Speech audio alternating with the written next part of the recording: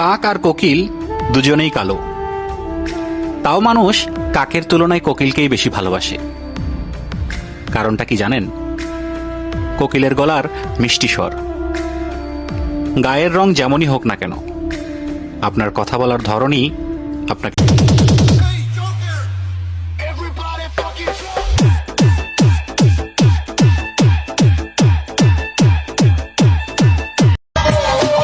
এ মামা, ওরা নারী, ওরা মন ভাঙতে জানে, ভালোবাসতে জানে না।